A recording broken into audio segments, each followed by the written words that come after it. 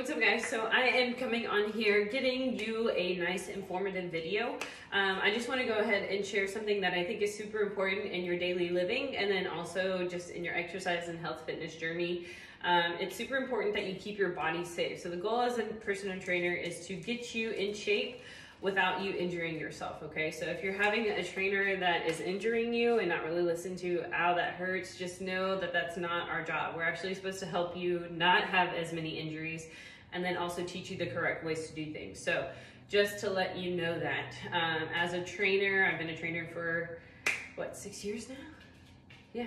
It's crazy. So I've seen a lot of different things, and I just want to, over the time, I've learned that it's really important to go ahead and just teach this move, because I have to teach this over and over and over again. So if I have a video, I can teach more people and then also have my clients now reference this video, which will be great. So I'm gonna go ahead and teach you the suck and tuck method. So the only reason I'm teaching you this is because I want you to be able to have a lower back that is safe and secure in everything that you do, okay? So if I'm blending in with the back, I'm sorry, that wasn't planned.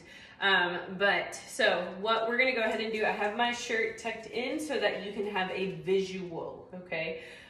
So what I'm gonna do, I'm standing side by side because you can't really see this from a front perspective. So here, I'm gonna go ahead and kind of over exaggerate this, but I'm gonna let you know that this is fairly normal. So a lot of the times people, when they're walking, especially if you're not aware of your body mechanics, a lot of people when they're walking, they walk like this. So belly is out, relaxed, and then the belly, and then the back is crunched here, and then the booty's out, okay? So just in this position alone, you're causing a lot of lower back stress because one, the back shouldn't be like this, and two, if you start loading things or picking things up like this, you're not supporting your lower back, okay? So it's super important if you're somebody that has lower back issues or seems to just have a problem with your lower back 24/7, be mindful of this. Are you sitting like this? Because if you are, lower back stress. If you're walking like this, lower back stress. If you're running like this, which is more impact, more lower back stress, okay? If you're, like I said, loading something onto you and you're somebody that uses their pelvis to hold things up, lower back stress, okay? So very important that you do the suck and tuck method so that you can keep your back safe and your body efficient. You don't want to, like I said, you don't want to be hurting yourself, injuring yourself, because that does reduce quality of life, and we don't want to reduce the quality of life. We are trying to make your quality of life better, okay? So suck and tuck method. Average Joe is like this, probably about 24/7 usually, okay?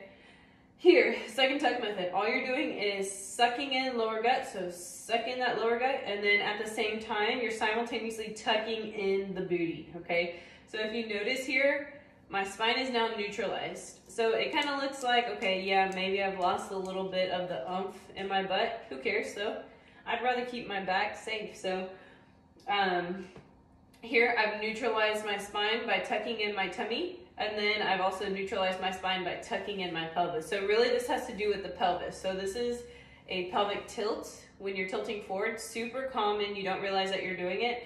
Or you have the other one, a posterior tilt, where you're here and there's a lot of lower back stress here. So you're not really utilizing the glutes here. So you want to try to find a happy medium where you're just right in the middle, and that's where this suck and tuck method comes into play. So you're not trying to tuck in your booty all the way, because if you do that, if you start loading things up like this, a lot of lower back stress, picking things up like this, your body really isn't meant to do that. So if you're here or here, you want to find a happy medium to where your butt is still out there and then your tummy is nice and tucked, okay?